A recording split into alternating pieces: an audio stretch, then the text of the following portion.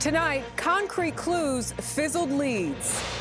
What to know about the search for Nancy Guthrie, with few answers and no suspects in custody. I'm Andres Gutierrez in Tucson, Arizona, where the kidnapping investigation is getting new scrutiny as the case drags on. Also tonight, severe storms, tornadoes in the south, waves of rain and snow in the west. Damaging wind and hail in several states and a bounty of snow in others. I'm meteorologist Andrew Kozak tracking this powerful storm system. The funding fight over ice. Police officers don't use masks. County sheriffs don't use masks. State troopers don't use masks. As far as the mask, look, I don't like the masks either. New Epstein files fallout, the scandal sending shockwaves around the world. At the Winter Olympics, medal drought. I'm Seth Doan in Cortina, where some of the biggest names at these Olympics are not bringing home gold, at least not yet. And later, a sport teaching toughness and teamwork. I'm Natalie Brand in Reston, Virginia. Girls hockey is taking off, and with the Winter Olympics underway, the next generation of stars is hitting the ice.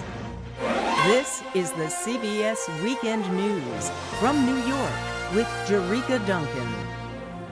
Good evening, everyone, and thank you for joining us this Sunday. For more than 2 weeks now, the search for Nancy Guthrie has captivated the nation. There have been tantalizing clues since the 84-year-old's disappearance from her Tucson home and video, of course, of a masked intruder. But so far, no suspect. CBS's Andres Gutierrez in Tucson with new details tonight about a possible critical clue. Andres.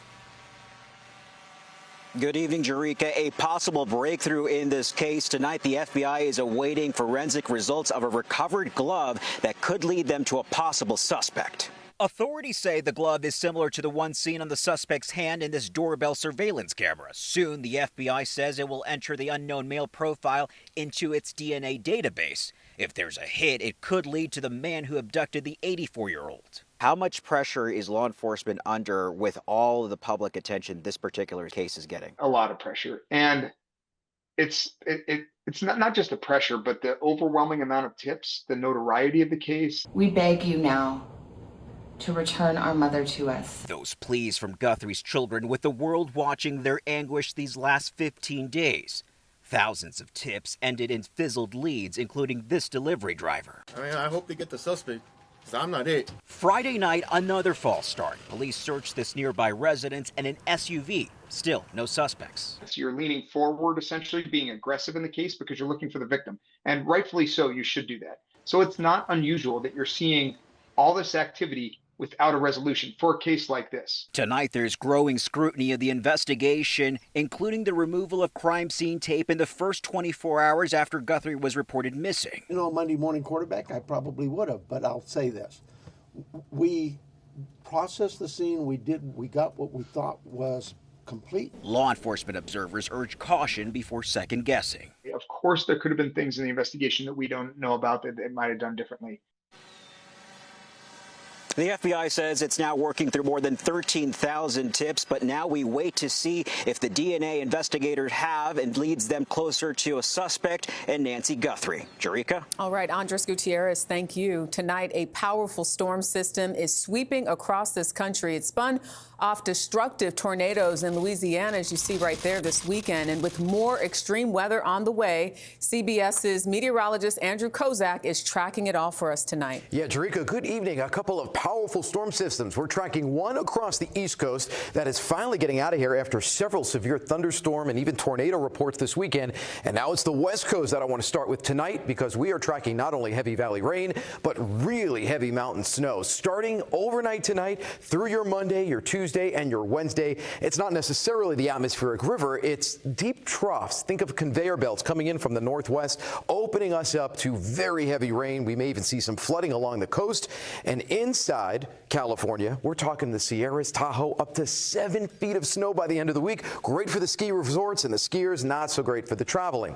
Tonight, we have this developing storm system off the coast, leaving not before giving us heavy rain and maybe a little slushy mix of snow as we head toward areas like New York City. All of this will be out of the way by the time we get into your Monday morning. Dealing with that early, and then, of course, the West Coast will be busy for President's Day. Midsection of the country dry, but a lot of wind for the Midwest. Jerika? All right, Andrew, thank you. Tonight, no new action to reopen the partially closed government, but there is plenty of talk. CBS's Willie James Enman is in West Palm Beach, Florida, with the very latest. Willie James, good evening.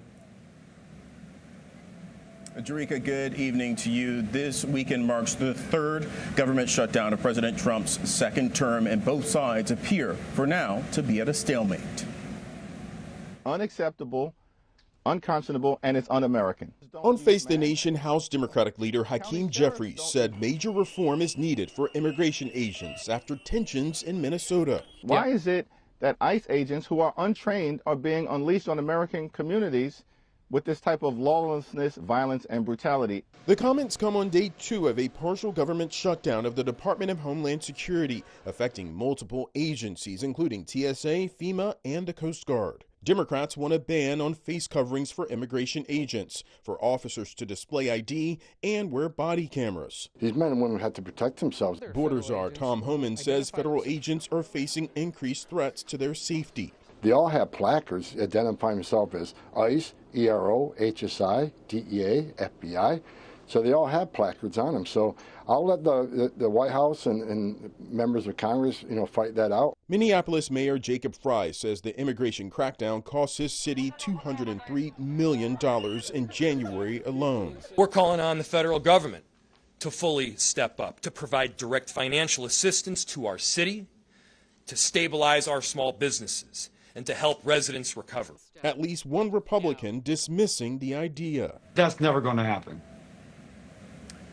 And Jerika, Congress is not back in session until February 23rd, giving lawmakers just days to come up with a plan to end the shutdown before some federal workers miss their first paycheck on March 3rd.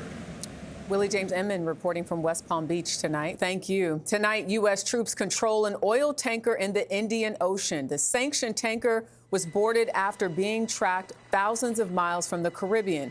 The move comes as the U.S. intensifies efforts to disrupt Venezuela oil shipments. Tonight, Louisiana's Attorney General says she will immediately open an investigation into what she calls, quote, a disgusting, vulgar, racist image. It was seen on a float in a New Orleans Mardi Gras parade this weekend. It featured 2 black Barbie dolls hanging by beads.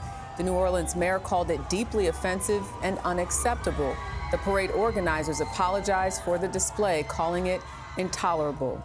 New Epstein fallout. Hollywood heavyweight Casey Wasserman is putting his namesake talent agency up for sale over the release of his suggestive email with Ghislaine Maxwell. The sale was first reported by the Wall Street Journal. As CBS's Lee Canary reports from our London bureau, the backlash is spreading. Lee. Jerika, in the past few days, revelations from the release of the Epstein files have nearly brought down a prime minister, implicated royals, and launched investigators around the world into action. Jeffrey Epstein. An international domino effect as millions of documents reveal Epstein's global connections. Investigations are now underway in at least 10 countries. From Europe, where the former prime minister of Norway has been charged with gross corruption, to the Gulf, where the CEO of one of the globe's largest companies, DP World, has stepped down. Sultan Ahmed bin Sulayem's relationship with Epstein is displayed in photos and hundreds of emails, including one that referenced a torture video. Mr. Speaker. And in the UK, pressure on the Prime Minister. And on Monday, I promised my party and my country there will be change. 2 party members forced to step down in the wake of Epstein's emails. And Andrew Mountbatten Windsor faces new calls to be investigated for possible corruption. The documents show Epstein was an international man of money connected to a global elite. Juliet Bryant says she was in Cape Town when she met Epstein surrounded by power. I went out one night and a girl approached me and said she was here at the King of America and he was here with Bill Clinton and Kevin Spacey and Chris Tucker. Bryant did not accuse the other men of wrongdoing. They left that day, but his office started phoning and arranging me a visa and tickets. She was 20 years old and said Epstein flew her to New York, then got her to a private jet. As the airplane took off, he started touching me forcibly in between my legs, and I freaked out. I realized this is not a modeling opportunity. I've been kidnapped. And then they whisked me away to the island, and then I was stuck there. Bryant was at Epstein's homes for 2 years and recently secured damages from his estate. In the last few weeks, Juliet, we've seen people like royals, prime ministers, people in positions of power face real consequences. How do you feel about that? Well, I think it's amazing that they're all being exposed, but I just would like to see them all held accountable. Outside of the United States, these investigations range from human trafficking to corruption and, Jerika, even espionage. Lee Canary in London, thank you. There were 9 gold medals up for grabs today at the Winter Olympic Games, but the U.S. did not win any of them, nor did they get a silver or even a bronze. Today, Norway cross-country skier Johannes Kleibo won his 4th gold medal of these games. He now holds 9 gold overall, a new Winter Olympic record. CBS's Seth Doan is in Cortina covering it all. Seth. Good evening, Jerika. Some of the biggest names going into these Olympics are not the ones we're seeing at the very top of the podium. Competing to be best in the world is about precision and facing Olympics-level pressure. Today, U.S. speed skater Erin Johnson missed the podium by 0.05 of a second. In the women's giant slalom, the silver was shared by 2 skiers, tied to 1/100th of a second. Finishing 11th in that event, alpine skier great Michaela Schifrin said she felt mentally strong, but noted the margins are so tight you can't even blink that fast. I think Michaela will show up. I think she's primed and ready. Coming off the mountain, Bill Sirocco from Park City, Utah, was looking ahead to Wednesday's slalom. How much of an upset is it for American fans, not to see those big names do really well? Look, we want people to win, but this competition is not just about winning, it's about the sportsmanship and bringing the world together. New names are emerging.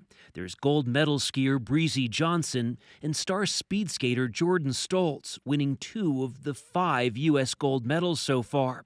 Team USA is also doing well in hockey, curling, and luge. Have been in 4th by hundreds of a second so many times. I was like, I will die if I get 4th in the Olympics. Luger Ashley Farquharson took home bronze for the U.S. It looked like you were not going to get it. You were slipping behind. And I read you talking about your sports psychiatrist. It's just about refocusing and setting my mindset. My sports psych and I have worked very hard on trying to create a really bulletproof brain. That mental toughness and sheer athleticism are what is on display here, Jerika. And fans keep telling us, medal or not, that is a thrill to witness. Absolutely. Seth Doan in Cortina, thank you. Here's a look at the medal count so far tonight. Norway tops the 93 countries competing at the Winter Games in both total medals and golds. The United States is 3rd. Today, NASCAR restarted its engines, revving up the 2026 season with the Daytona 500. Tyler Reddick survived a last lap crash and emerged through the smoke to claim his first victory of the 68th running of the Great American Race. Straight ahead, why a college basketball game was called to a sudden halt this weekend. But first, this story. I'm Scott McFarland. Authorities are monitoring a threat in the skies, sexual assault on airplanes. Something you may not think about, but there's fear the crime is underreported. That's next on the CBS Weekend News.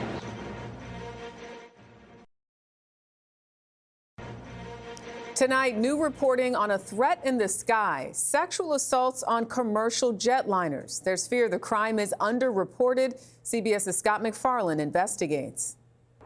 A CBS News investigation revealed the airline industry and authorities aren't aggressively tracking in-air assaults. Renee Salafra thinks the numbers are critical to passenger safety. It affected my job. It affected my life. I was scared to travel. 2 years ago, Salafra says an intoxicated stranger sitting on the aisle groped her as she sat in the middle seat on a flight from Chicago to Florida, at first grabbing at her neck. I crossed my arms on my lap, closed my eyes, and just thinking to myself, we're finally going to land. And that's when he grabbed my breast. We uncovered the FBI investigated more than 150 similar cases of passengers assaulting other passengers just last year. It's a small fraction of the millions of air travelers each year, but CBS News found that number is up sharply, and there's fear the cases are widely underreported to authorities. Flight attendants are often the ones getting the report. Sarah Nelson, president of the Flight Attendants Union, says that report then goes to the destination. Anywhere in that chain, if someone dismisses it as no big deal, there's not the kind of response that's necessary to have accountability. Our examination found many of the incidents happen on long-distance or international flights, often at night and often when the attacker has consumed alcohol. The FBI and airline industry say they take the threat seriously and thoroughly look into all claims. Salafra is warning passengers to report promptly and hopes airlines will also do the same, not only report numbers to authorities, but educate the public about the risk. Why did you want to share your story? Because silence only protects the aggressor, and there needs to be reform. And we're not going to stop until that reform happens. The perpetrator in Salafra's case pleaded no contest to a battery charge, but the FBI didn't have some of these figures readily available until we asked. And since some are handled by local police who don't publicly report numbers, difficult to know just how many others have experienced such an attack. Scott McFarland, CBS News, Washington. Still ahead on the CBS Weekend News, he's a rodent killer with a fancy title and a posh home address.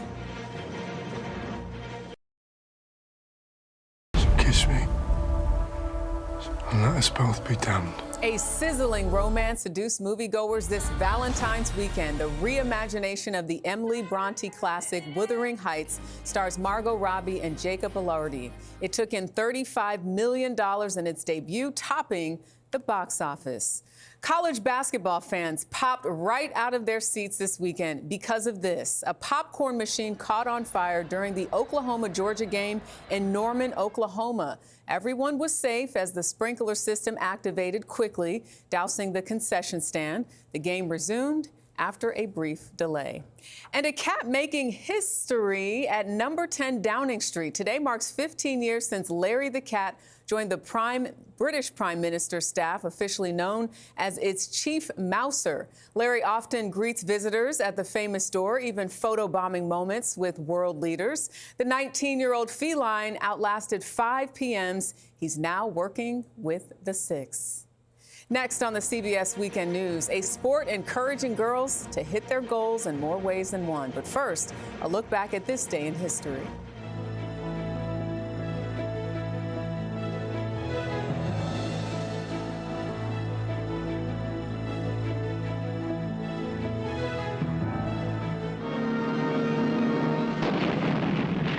Then a 21-gun salute as the new flag is hoisted.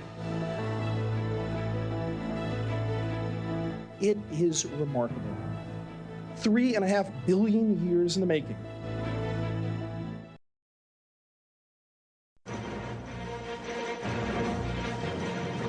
Welcome back. Finally, the U.S. women's hockey team has been steamrolling the competition so far this Winter Games. They play Sweden next in tomorrow's semifinals. In tonight's Weekend Journal, CBS's Natalie Brand in Reston, Virginia, met up with some girls with Olympic dreams of their own. Fierce and fearless, girls as young as 4 are facing off and proving their place on the ice. I really like playing. What do you like about it? It's just like fun. It can also like get your body moving. Tell me your very favorite thing about being on the ice. Fighting. Fighting? A sport teaching toughness, teamwork, and confidence. The swagger these little girls have when they come off the ice. Carrie Walker on the Reston Raiders Board of Directors is a hockey mom of 5. It's tough out there. My older daughter just played a varsity game and got knocked down pretty hard. And you could see her just shake, get back up, and continue on her way. So it's a tough sport, but it really gives this level of resiliency to the kids. Walker says this hockey team has seen a 50% increase in girls' participation in recent years. USA Hockey says nationwide the number has surged 65% over the past 15 seasons, making it one of the fastest growing youth sports in the country. Why should girls play hockey? So they can learn how to skate. Sometimes I kind of do the things on the ice that I don't know how to do. Like what? Like flipping the puck in the air. I can learn to jump on the ice without falling. I learned firsthand it's probably best to start young. So you shake it like that? Like 8-year-old Charlotte Carbo. You need like 2 hands on a 6. These ladies skated circles around me. I don't think I'm making the Olympic team or any sort of team. Raise your hand if you think you're going to play when you're older, too. Of course. With hopes of one day maybe chasing after Olympic gold of their own. Natalie Brand, CBS News, Reston, Virginia. Little girls with swagger. Gotta love it. Well, before we go, a quick programming note. Tonight after 60 Minutes, our new town hall series, Things That Matter. Nora O'Donnell speaks with Maryland Governor Wes Moore about the rising costs of living, immigration, and the future of his party. That's at 8 p.m. Eastern. For now, that is the CBS Weekend News for this Sunday. I'm Jerika Duncan in New York. We thank you for watching. Have a great night.